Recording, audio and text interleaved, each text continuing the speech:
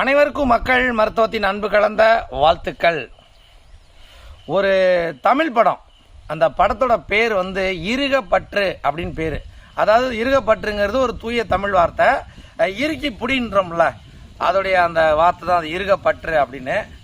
இந்த படம் திருமணம் ஆனவங்க, திருமணம் ஆக போறவங்க, திருமணம் ஆகி ரொம்ப நாள் ஆயிருச்சு, குடும்பத்துல பிரச்சனைகள் ஓடுதுங்கிறவங்க, இது மாதிரி உள்ளவங்க எல்லாருமே நிச்சயம் பார்க்க வேண்டிய ஒரு படம்.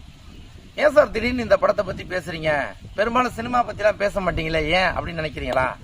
ஏன்னா சைக்காலஜியா திருமணம் ஆனவங்களும் ஆகாதவங்க நிறைய பேர் இந்த குடும்ப உறவுகளை பத்தி ரொம்ப பயப்படுறாங்க. அதுவும் குறிப்பா மற்ற உறவுகளை விட கணவன் மனைவி உறவு இருக்கு இல்லையா, அண்ணன் தம்பி அக்கா தங்கச்சி அப்பா அம்மா, அது இருக்கட்டும் திருமணத்துக்கு அப்புறம். ஆனா அந்த கணவன் மனைவிக்குள்ளேயே புரிதல் நிறைய கிடையாது.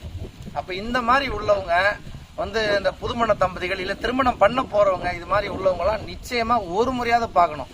தமிழ் சினிமால எப்பயாவது இந்த மாதிரி படம் வரும்.